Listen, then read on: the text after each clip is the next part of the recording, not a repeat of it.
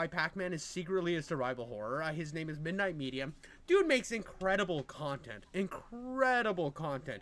He lives in that kind of slower talking retrospective world. It's funny because I make a Friday video that I consider a retrospective, and I just kind of insanely just yeet my voice into the atmosphere and say a bunch of abhorrent crap. When you look at these other retrospective guys, they're giving you like hard details and love, and they're like relaying the beauty of their topic to you. It's these grand ideas, and I'm like, dude, did you see that this guy was like rubbing his own tank wagons into Gypsy Rose's mouth? And it's a different kind of world. I love these guys though. I think that he's probably one of my favorite retrospective guys, so definitely go give him some love if you get a chance.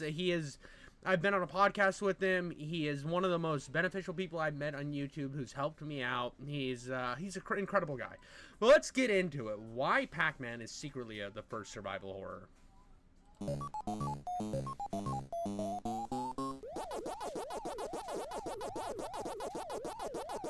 Dude, I'm not gonna lie. Could you imagine just laying down some pipe to the Pac-Man thing? Just whop, whop, whop, whop, whop, whop, whop, whop, whop, whop, whop, whop. Wow!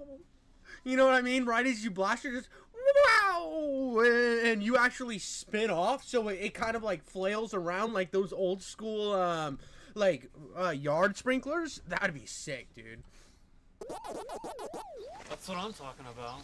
Even if you've never touched an arcade cabinet, you'd be hard-pressed not to recognize who this little yellow concave circle is. Pac-Man is one of the most instantly recognizable characters in pop culture history, and that's because creator Toru Iwatani's 1980 smash hit wasn't just charming and fun, but also incredibly innovative. Pac-Man was the first multicolored arcade game, the first game with cutscenes, and also the first arcade game to ever score a large female audience. And it capitalized on this. Dude, Bruno had to pull some punani, dog. He was like, all you other gamers out there, you only want to market to men? I want that girl. I want people with titties playing my game, dog. I want to see some flapperjacks, dude. I've been watching some old anime. They got some flippity floppities that just bounce together and boing, boing, boing. That's who I want playing my game, dog. And he did it. He achieved his dream.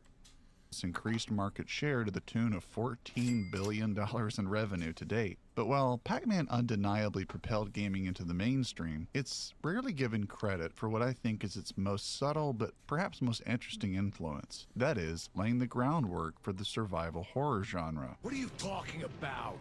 Okay, now I know what you're thinking. Yeah, I see. This is another reason why I like Midnight Medium's videos. I'm going to be real. He puts enough of his personality in there to where it's fun. It's enjoyable. There is so many people in this niche that just kind of read off their stupid little, like, facts and logic. They Ben Shapiro it. You see, my wife's pussy cannot get wet. And when Pac-Man was first created... Shut up! Shut up. That is not me threatening violence on Ben Shapiro. It is usually how I get into some of these reviews, and I end up hearing just like the regaling of stuff, and it puts me to sleep. I like that he inserts his little jokes here and there. It's never over the top. It's not all jokes like me, but I do appreciate it. There's no way I'm going to claim that the colorful, playful, and silly Pac-Man could possibly be related to Alone in the Dark, or Resident Evil, Silent Hill, Dino Crisis, Parasite Eve, and all the rest. GTFO, you've lost the plot, bro. No thanks, bro. Okay, hear me out. First of all, what's not horrific about a naked, starving person having to stumble around in the dark to escape evil spirits in a never-ending set of mazes until they've died too many times to continue on? Could you really be in this town? My pal and patron member Melancholy Geek actually played Pac-Man when it first came out, and he arrived at a similar conclusion. Pac-Man was the very first video game I ever played, back in the early 80s on the Atari 2600. Dude, I'm not gonna lie, dude. The Atari Pac-Man looked retarded as fuck. Dude, he's just... He's just like absolutely goon energy. Do you see what I'm seeing on screen here? Do you see the type of AIDS that is being dripped in our mouse right there? I would have looked at... The original Atari games were atrocious looking. I'm sorry. Back then, I didn't think of it as a horror game. Then again, I'm pretty sure at the tender age of 6, I wasn't aware of the concept that is horror in the first place. Or horrible ports, for that matter. Looking back now and knowing Namco's original game, I see things very differently. Pac-Man is terrifying. I mean, you're thrown into a labyrinth, hunted by ghosts, which, given the game's Japanese origin, is about as horrifying as it gets. And it's not just generic ghosts either. They have names, they have personalities, and your only way to fight them is by using a very limited resource that allows you to temporarily banish them until they return again, set out to kill you. Drop the bird's eye view, and no one will doubt that's some horror premise right there. Well, that may sound a bit like overstatement, but I can't help but think of how Shinji Mikami's initial pitch for Resident Evil took place. Dude, when that head turns around, tell me you're not thinking about picking it up and using it as a flesh puppet. You're just like, you know, I've used a fleshlight, but I've never used a severed head, dog. I've never used a severed head. That's the true gooning experience. Dude, what am I talking about? What am I on? I'm over here drinking Coca-Cola, and you'd think that it was the original 1800 version with some cocaine. In a mansion haunted by spirits, because he couldn't think of anything scarier than evil spirits. Pac-Man's nothing but evil spirits. Now, of course, I'm not saying that Pac-Man is horror simply because it's dark and uses ghosts and you run away a lot. Context is key. Creator Toru Iwatani just wanted to make a wacky game about eating, and he was inspired by some very not scary properties like the manga Obaki no Otaro, Casper the Friendly Ghost, and even Popeye the Sailor eating spinach to power himself up.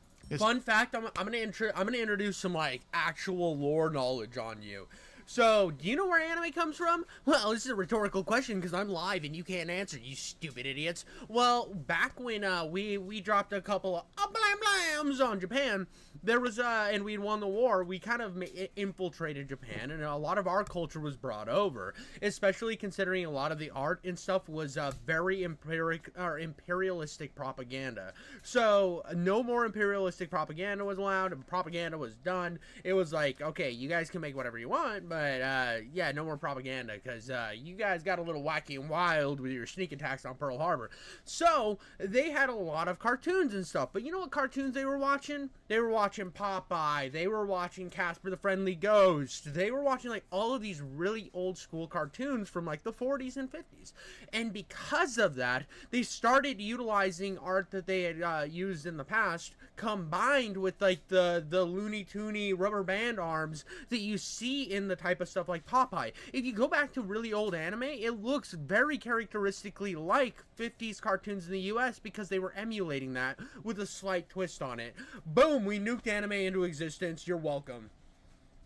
To Iwatani's credit, then, that he can take normally horrific stock elements and make them disarmingly approachable. But it's hard to argue that these scarier inclinations of these elements aren't lingering just below the surface, as most fan remakes ratchet up the horror, and even the Pac-Man episode in Amazon's Secret Level series turns the cute eating game into existential, From Software-esque body horror. Pac-Man is just Dude, that episode is based. Now, not all of the episodes from whatever the show is, I can't remember, Secret Level. It's called Secret Level. It's called the Secret Level for a reason, because the level's so secret. But that Secret Level episode, this is one of the better ones, and it was really a thinker. You had to ponder and understand what was going on. And it had this like over-the-top feeling and vibe, and everything about it I loved. Now, not all of them I loved. The first episode dealing with like Dungeons and Dragons, that is AIDS, it sucks, it's boring, big L, take no W's, go to sleep in the river, you little goon monster, I don't enjoy you, I don't like you, you suck. Yeah, that first episode was trash. Back when I was making like TV and movie reviews, I was going to do an episode of my TV and movie reviews on each one of the Secret Level things, but they weren't getting views, so I just stopped caring. But yeah, dude, mad trash, but the Pac-Man one is mad gold. asking to be returned into a full-fledged horror game, and as we'll learn later, it kinda was. Advertisement? Oh no, but yeah, no, I really like some of the secret stuff. I liked the Outer Worlds one a lot. I think the Outer Worlds one encapsulated the feel and the vibe of what the Outer Worlds was and truly is, and the fun that can be had in the game. And I think a lot of people miss that in the Outer Worlds, so the Outer Worlds one is worth watching. I haven't watched any of the other ones yet. I've only watched those three, but I'll get to it. Don't come at me. Don't come on me. I will eventually watch them. Perspective that many people subscribe. Horror. Pac-Man is just asking to be returned into a full-fledged horror game, and as we'll learn later, it kinda was. Now, admittedly, it's not a perspective that many people subscribe to, nor has it been taken very seriously in the 40-plus years of Pac-Man's existence. All I found in my research was a tongue-in-cheek subreddit post, an equally unserious article, and one whole YouTube video by Pondering Pixels. But Pondering Pixels actually reminded me of a passage I just read in John Romero's autobiography, Doom Guy: Life in First. I wonder if in his autobiography he talks about how shitty Daikatana was and how it was the biggest mistake of his life, and how he hasn't made anything of like substantial, like he's made like Signal or Sigjol or whatever, and it's fine. I mean, they're good Doom mods, but come on, dude, he hasn't made anything since then because he sat around fucking around and then he found out because he over-released an overpriced game and it hurt his studio that he was at. I know, I hold a lot of resentment against John Romero because I played Daikatana and I should have never spent money on that pile of garbage. Person. In Chapter 5 of this book, Romero reveals how Pac-Man's innovation revolutionized his perspective on game design for one particular reason. Asteroids in Battlezone were about shooting and blowing stuff up. It was all kill or be killed. It seemed like most new games Oh, somebody's gonna bring up Daikatana? Ooh. were derivative of one or the other. This was a different vibe. It was more task-oriented. You had to gather dots, and survival-oriented. You ran away or you died. Survival, you say? Well, well, well.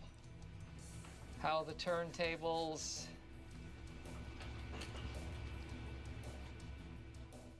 Okay, now we're cooking with gas. Cooking with gas. Cooking with Gas. Could Pac-Man be a survival horror forefather after all? Well, Yes, the answer is yes. Come on, dude.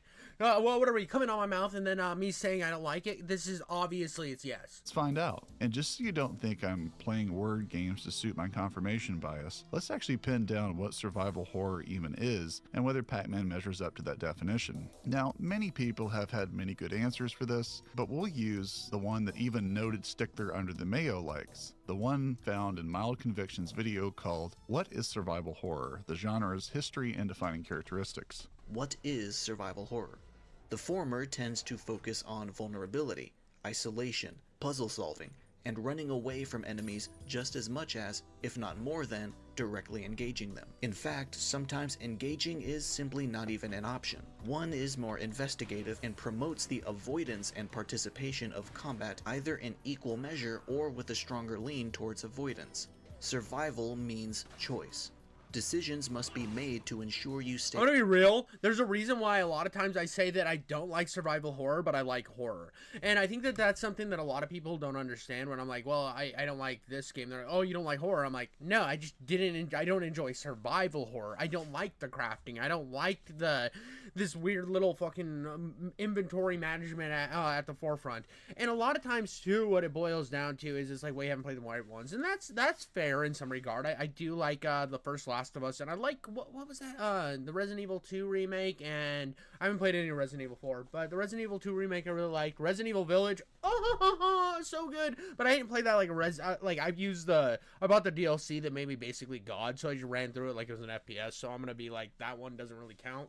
It's just one of those things. Like if you ever think that I'm gonna be playing Resident Evil, I have a video on my channel about Resident Evil 1 being terrible because it makes me nauseous.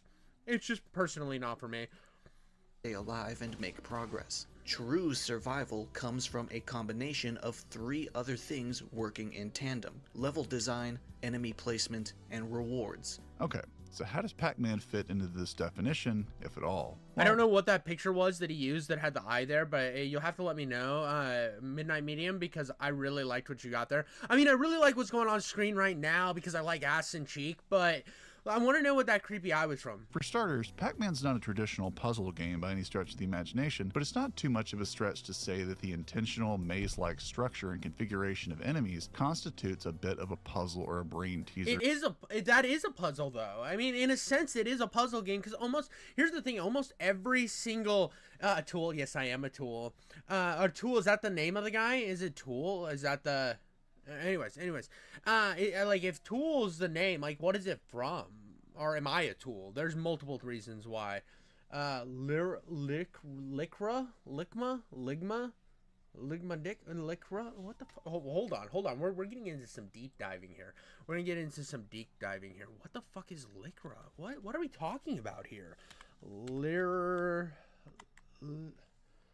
Oh no, I forgot a U. Lyric tool. What? I'm so confused. The band, sweetie. It's a band. Okay. You're branching out into some wild stuff. I like where you're at. Pulling inspiration from everywhere. Oh, they do have some. Okay, tool. Okay. Okay, I see what we're doing here. They have some creepy artwork right here. This is oh, lyrics from the song Tool. Oh, okay, I know what we're doing here. I like that you pulled inspiration from something like that, though. I do that in every once in a while. I'll pull random inspiration out of nowhere, and I'll throw it in there because I think it looks cool. I kind of did that a little bit with my latest video, or not my latest. When this comes out, it'll be like a gajillion years ago. But my a medieval video, I pulled inspiration from your like just random shit, and I was like, yeah, berserk. Anyways, let's get back to it. Let's skibbity toilet it. Dated in and of reference. itself, and it requires tighter strategy as the game gets increasingly more difficult. As for Pac-Man himself, he's alone and highly vulnerable like most survival horror protagonists are. The ghost AIs alternate between different levels of pursuit and scatter patterns, but transform into full pursuit mode once you've eaten about 20 dots or so. And you do have the choice of going into the warp tunnels on either side of the map to slow down any ghost who pursue you though. And if you're able to pick up an energizer pill to go on the offensive and start eating the ghosts, it's only for a very short amount of time, because even if you eat the ghost... We used to joke when I was a kid, my buddy's dad, his office had a Pac-Man machine, and we used to joke that those pills were Viagra and you were fucking the ghosts. Just fun fact. Fun off the dome little recount of history. They travel back to the center of the maze to regenerate, and eventually they resume their normal patrols, so you're never completely rid of them. As Melancholy Geek reminded us earlier, you've got the classic survival horror staples of limited resources to slow or fight back against the ghosts, but this only works so well and for so long, and it's dependent on how smartly you chose to activate these features to make the most of them. Pac-Man has to make educated guesses using the means available to him and hope for the best, much like later survival horror games. But Mild Conviction also reminds us that exploration in survival horror is optional, but rewards the most dedicated. Thus, it's common for a good portion of a game's map to be optionally accessible. With this type of structure, choice is embedded directly into the world. Most survival horror games have you collecting health, ammo, and items like Signalis' stun batons that let you have impermanent ways to rebuff enemies for a time. By the way, that picture he showed is from the game Signalis, and I really wanted to play that, but I know that it's just not possible for me, or I will be feeling like I need a vomit bag and I have migraine pills at the ready. I hate Resident Evil cameras. I know you've already heard that, but I'm just reminding you, if you're one of the people watching this, you're like, why haven't you played Signalis? You know why, you stupid cucks. Not unlike how Pac-Man can slow or temporarily kill ghosts. In most survival horror games, you're asked to weigh the risk of expending your resources now or possibly banking them in case you need them that much more later on. Maybe you need to pull off a risky maneuver and try for a high-risk, high-reward kind of situation so that you're not put in a bad spot and left without meaningful choice later on. Now you could say that Pac-Man's pill collection does induce a lot of tension as each dot eaten gets you closer to the AI upgrading itself and making it harder and harder to escape with victory. There's the constant threat of failure and no real agency that you have other than which route you pick to escape the ghosts. But Pac-Man's map is always fully visible, and you're required to pick up all the dots to win, so in essence your exploration is forced. You're not really engaging the risk-reward triage of most survival horror and having to make decisions based on your best guess for the moment and your hope that it will pay off in the end, which is part of the fun, part of the genre's appeal. So Pac-Man's really playing alongside survival horror here, and it isn't quite living up to the sense of choice and emergent gameplay that survival horror encourages. But while it may seem counterintuitive to think of Pac-Man as a survival horror game, Pac-Man does feature a lone, disempowered protagonist. The maps are kind of set up like puzzles, if we're being technically correct. Technically correct. The best kind of correct. You normally practice avoiding enemies over engaging them. Your only means of fighting back is temporary and limited, and there's a general sense of fear and tension throughout. There's a lot here that resembles the spirit and some of the mechanics of what we see in later Resident Evils and such. Melancholy Geek really drives this point home. That leads me to the true psychological horror that is Pac-Man. Ultimate futility. It's we put in the screaming leftist chick. Let's go. I love it. with the maze's fake exits that just loop you right back into your hellish prison. The ghosts in the I love old memes. I love. There's a YouTuber that I've worked with in the past called Rev Plays Games, and he'll throw in some of like the old dated references, and every time I get bricked the fuck up. And I mean the streaming the chick was like so overused, and now you rarely see her. So whenever I see her, I get a little bit happy. And are invincible. The best possible outcome for the player is to clear the maze, eat every pallet, only to, in classic Sisyphean fashion, have to start all over again. It's a cycle that repeats on and on, with your only faint hope being to maybe, just maybe, reach the aptly named kill screen, just to see your whole reality dissolve before your eyes. Don't be fooled by the bright colors, the funny names, and cute waka waka sounds. Strip all that away, and you'll see what I see. Pac-Man's messed up. Pac-Man's fully retarded. Listen, you might not know this, but I've been waiting to do this voice this entire video because we're doing some conspiracy theory stuff here. But I'm gonna let you know, Pac-Man's kind of retarded guy. Yeah, you get a little bit of waka waka, but he's afraid. What he thinks the globalist is gonna come down and suck upon his asshole. You're welcome for the Alex Jones. Anytime, any day, I can do that voice. It's honestly what helps this video progress to the next section. But if you've been shown all these similarities and Melancholy's rich baritone somehow doesn't convince you of the truth of the matter, that Pac-Man is at least survival horror adjacent, Inconceivable! then let's get to the real proof in the pudding, which is how many formative titles in survival horror's history actually borrowed from Pac-Man's playbook. Now, there are a ton of Pac-Man clones that are just copyright infringement bait, adding almost nothing but new colors and sound effects to the very basic Pac-Man loop of pellet eating inside a maze while being chased by enemies. But things started to change even as soon as 1981, when Akira Takaguchi and Masakuni Mitsuhashi created the crossover we didn't know we needed between Pac-Man and Alien called Uchu Jisosen Nostromo. Boom! Now, I'm gonna give you a little bit of pretext here. One of the reasons why I watched this video. A little bit of egomaniac here. A little bit of self-importance. When he was researching for this video, I might have made a suggestion about this game. Now, I'm not saying he saw that and was like, this is the guy who gave it to me. But back to Alex Jones' voice. Listen here. I think that maybe King Jeffy Coates is burning here. He's cooking up something really impressive. You know, he doesn't always turn the freaking frogs gay, but he knows how to turn a frog gayer than anybody else. And I'm just saying, I might have had a little bit of influence. He did a lot more investigating on that, but I might have slipped something under his door late at night. A little hotel room key to come visit me later, if you know what I mean. Or Space Vader Nostromo, or Nostromo as we'll call it from here on out. Nostromo was released only in Japan, so I know this is a different game, but there is an Alien suggestion I think coming up, because there is an Alien, so I got a little excited and over-tooted my horn here, so we're gonna be honest. Pretty hard to find any copies of. Most gameplay you see online is a port of some variety, with slightly different colors for instance. But if you wanted a working prototype for how Alien Isolation could work, or a good example of how Pac-Man was already influencing other burgeoning genres, look no further. Nostromo is widely looked on as one of the very first survival horror games ever made, if not the first. And not only that, it is a deft adaptation of Pac-Man's mechanics to the needs of the survival horror genre, such as it was. Naturally, you play as Ripley, and you start out in a little red-colored nook. From there, you enter a simple area with 8 storage containers. Within them, they have various items that resemble playing card suites, like diamonds, clubs, hearts, and spades. You have to shoot out the walls of these containers. Dude, I think it's so funny that I made a suggestion that he was using, and I thought it was going to go in a completely different place. There is a Pac-Man ripoff that is Alien, and I told Midnight Medium about this when he was researching this video. So I think, jumped the gun here. I got so excited for something that has nothing to do with anything. I over-tooted my horn so hard.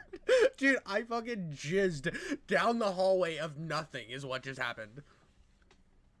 Containers and collect 4 of each suite to beat the level. But you have to fight the 300-second timer and also avoid the alien who's roaming the halls to do so. You can return to the red starting area as a safe zone in hopes the alien will pass you by if it's gotten too close, or you can hide in one of the storage containers once you've shot open the wall and gone inside for a bit. It's a pretty simple and sweet adaptation of Pac-Man's item collection and the whole avoidance of an unkillable enemy in a maze. Oh, it's coming up, so I'm not that retarded. I mean, I'm kind of retarded, but I know that I'm retarded, but I'm glad to know that it's coming up.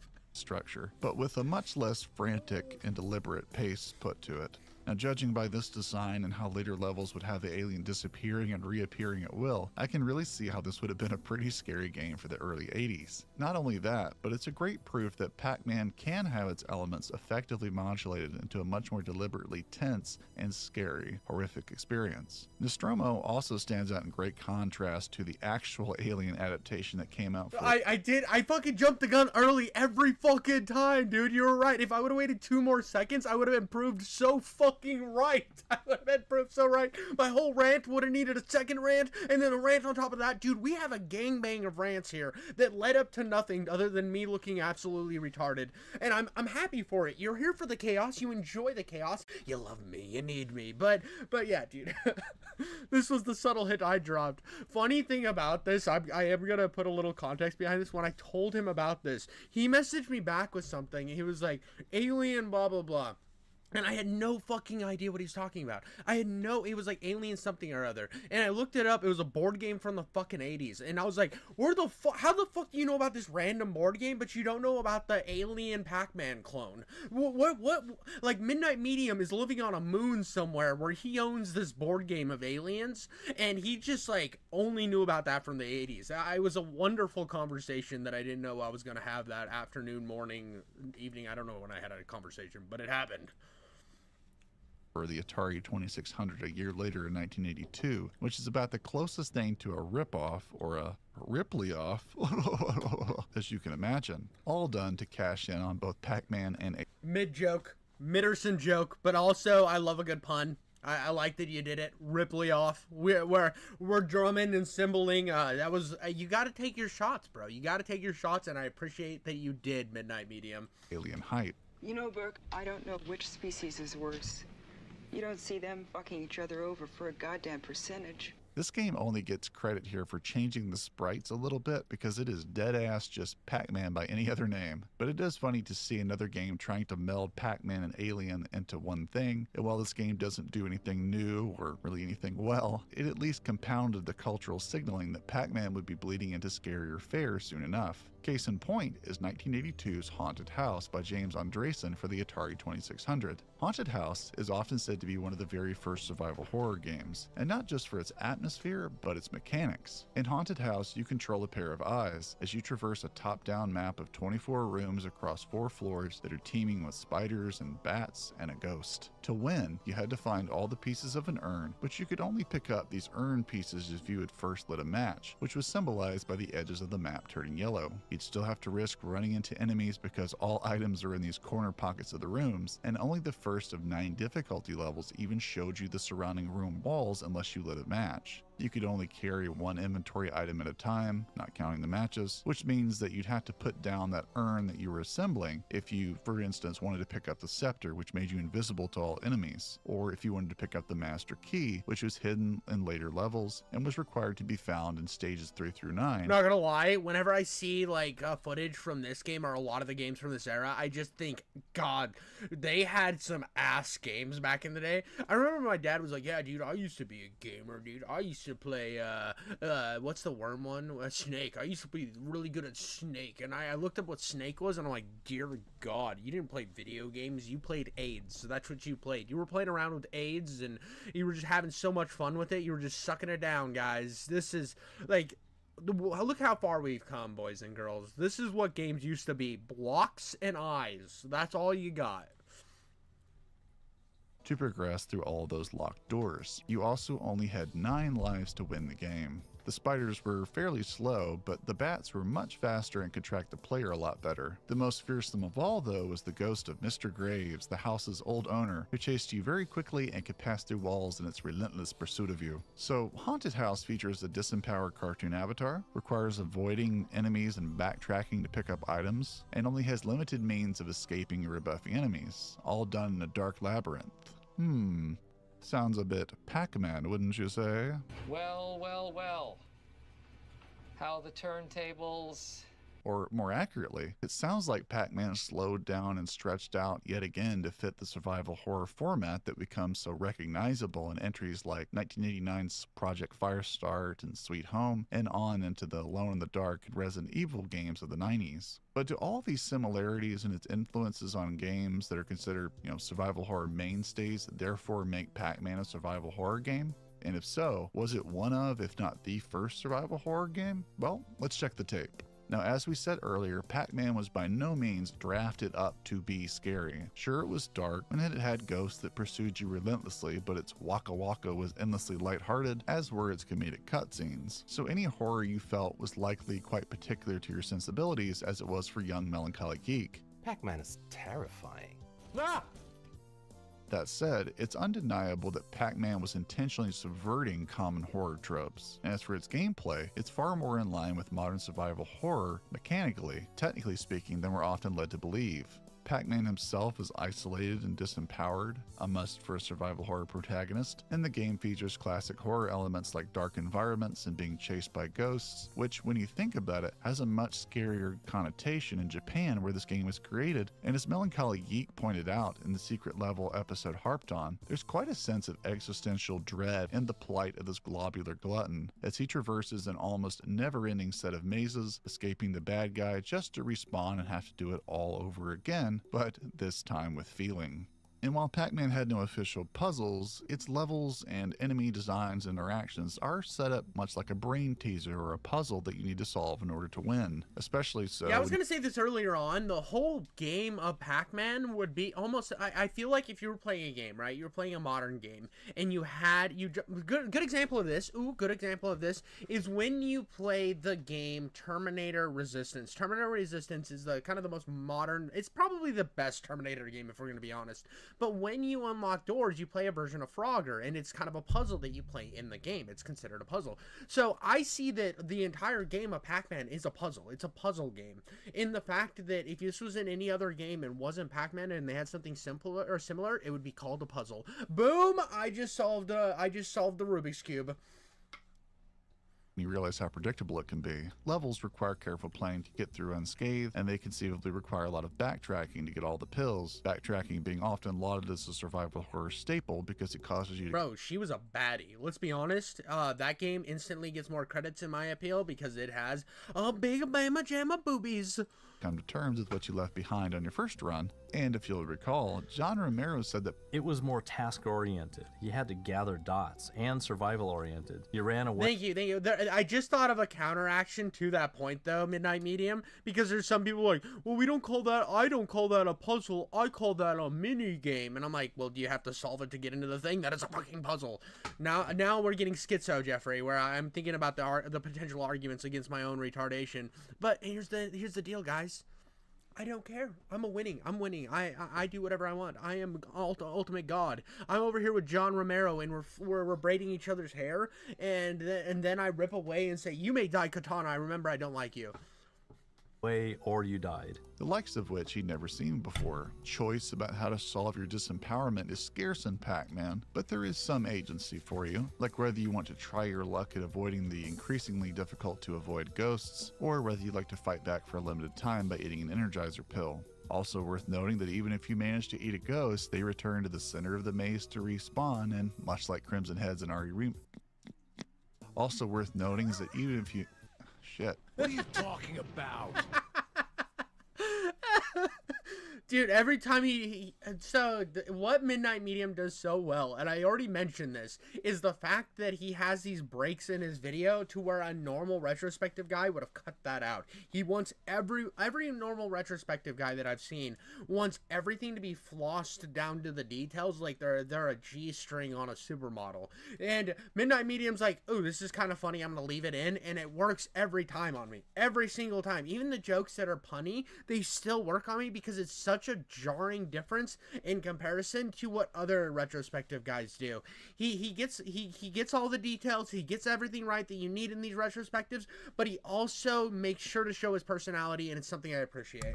Also worth noting is that even if you manage to eat a ghost, they return to the center of the maze to respawn eventually, much like Crimson Heads and RE Remake would do unless you burned them up. Pac-Man's maps don't encourage risk-reward exploration, mind you, but you do have some choice in how to make enemies slow down by getting them to follow you through a warp hole. There is some room for affecting the outcome in subtle ways that survival horror fans are likely to appreciate from a design standpoint. But again, we ask, is that enough to make Pac-Man survival horror and satisfy our thought experiment today? You know, I want to say yes, even if just facetiously, but I think I have to err on the side of no, with one big caveat. I'm Greg. I'm Gabby. It's because of Greg and Gabby? That's what we're learning here. Greg and dude, Magic Spoon is the reason why we cannot have Pac-Man be horror. It's all because of Greg and Gabby. So why is it not? Well, the map lacks the fear of the unknown and lacks any risk-reward consideration because it's all fully visible at all times. Rewards for exploration and rewards for defeating enemies are ultimately the driving force behind what a player is obligated to do in order to progress or discover more items. You carefully turn over every stone and the game rewards you with more of those precious resources you need to complete your mission. But that's if you choose to do so, because exploration and seeking items beyond. Is this Silent Hill 2? Because if I just found out that Silent Hill 2 has the weird camera angles, I'm really upset because I bought the game for original Xbox. Not original Xbox. I bought like the one that everybody hates. What is it, like Resident Evil series remastered or whatever? And I haven't played them. And if I find out right now in this moment that fucking Silent Hill. If Silent Hill has the shitty camera angles, I'm gonna be so upset. Hello, sister. How are you doing? And what's needed for progress is optional. Unlike Mild Conviction's definition that exploration be optional, Pac-Man requires complete exploration of the map, which doesn't encourage very emergent scenarios to come up where you have to make split-second decisions about how to use resources. Essentially, ammunition and healing items are practically currency that you run the risk of spending in order. Oh, okay, but I have a caveat to that. You don't have to get all of the cherries.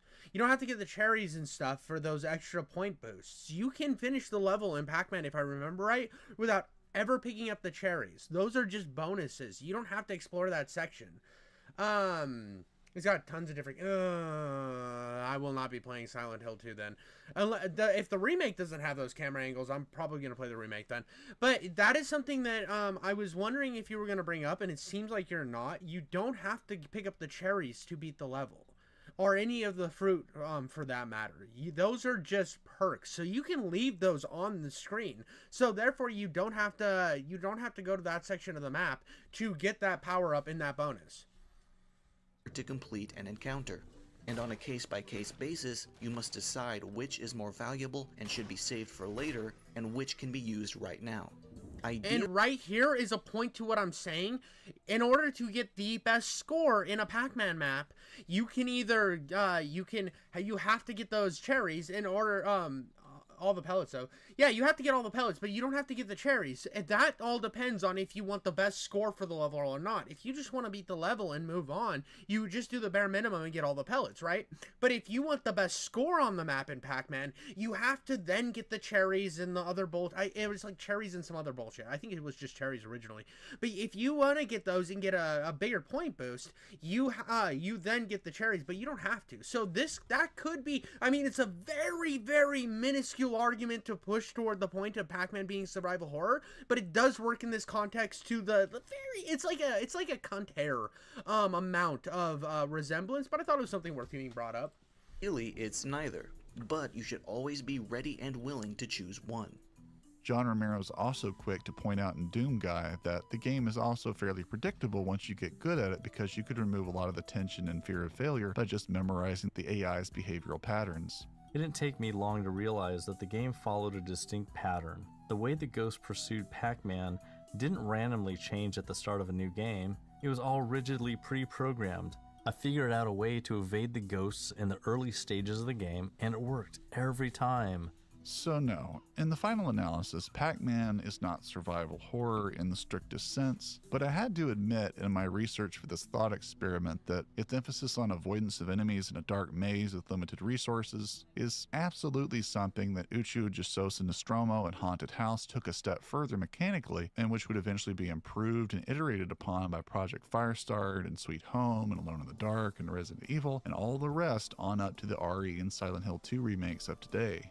So, while the conclusion of what Pac-Man's genre actually is probably unsurprising to you, I do hope that I've opened your eyes a little bit to the Pac-Man's impact on survival horror, and that it's not just about rhetoric or confirmation bias, but it's about a tangible contribution that can be felt down to just the very things you do in the game, what they look like, and to some degree, how the game feels, except with the volume turned up a little bit on the horror. And maybe, just maybe, the next time you fire up Pac-Man in an arcade, you'll pause a moment to consider whether the game's nearly as charming as it normally feels, or whether it's a bit spookier than you remember.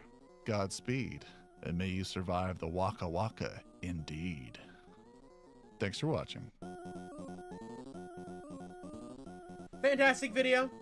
This is an absolute banger. This is a banger. Pac-Man's I like messed it. up. Before I go, I'd like to give a huge shout out to those of you generous enough to support my work by becoming a patron. Yeah, these guys, mad Giga Chads, they all have a resounding, a massive penis size. I want you all to know that their penis size is much bigger than mine because I have a micro penis.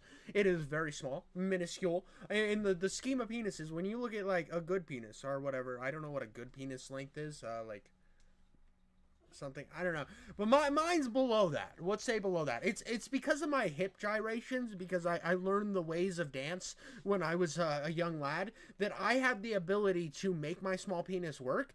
But these guys don't even need those hip gyrations because they're supporters of Midnight Medium, and that's important. All their penis sizes are massive. I can honestly say that Pac-Man never scared you. Well, that's because you're stupid, Rihanna, and nobody cares. Rihanna is my sister. She comes into my chat every once in a while, and her opinions are invalid. Whenever you hear her say anything, just know that it is an invalid statement. Mark Neubauer, Deadforge, Hey Blondie, Yak Show. But yeah, this is a really good video. I liked that even though he came in with a confirmation bias, he still his research led to him disagreeing with him. Even though I'm over here finding, I'm gonna say that Pac-Man is survival horror, and I'm gonna base it all on my comments about cherries, because you don't have to pop the cherry, and sometimes popping the cherry is the most scary part. So you avoid popping that cherry and make sure you get with some sluts, some hot dogs down a hallway, and you just finish the level. You just get it pumped out, right? But if you pop the cherry, you believe all women. Believe all women. Yeah. I guess believe everything that my sister says. Believe all women. I can't even make jokes about that because it gets incestual. It gets incestual if I make too many jokes like that, and I don't want to get that dark. I'm not Pac-Man, guys. I'm not fucking Pac-Man. I'm not that dark, boys. I'm not that dark.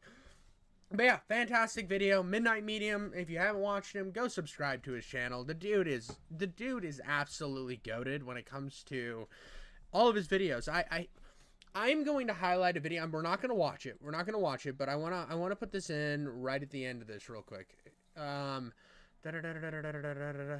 Speaking of funny things, I made the thumbnail for this video partially. He adjusted it, but the original idea, that was me. I'm a genius. Let's see here. Hold on. What's the first? This video right here. The complete history of every Hellboy game. Fantastic video. This is the first video that I fully watched from Midnight Medium, and I loved it. I loved this video so much. It is such a good video. I mean, a lot of his videos are good. I've seen the Ghostwire one. I've seen a few of them. I listen to him at work sometime. But this was I was in a Hellboy rabbit hole for a while there, where I was just all information coming out from Hellboy, I was gulping it down, just like massive amounts of semen, just gulping it all. And this video was so good in a compilation of all of the Hellboy stuff. I love this video. I think it deserves way more views. It needs to be like blasted into the atmosphere. And to be honest, I love that video. I've really only played Pac-Man that was on GameCube. That was Pac-Man World 2. Rihanna, the one you own is Pac-Man World 2. Yeah, I played the most. I loved that game. There is an ice skating level in Pac-Man World 2 that will make you just fucking excited. It's such a good level. It is so good. It is incredible. Burp, sorry. People get mad when I burp while I'm talking. But Pac-Man World 2 is incredible. It is not horror at all, if you want to go into those. But those games aren't really feel like Pac-Man either. They are just platformers with Pac-Man at the head. But yeah, that was the Midnight Medium thing. Like, subscribe, comment, whatever. I don't care.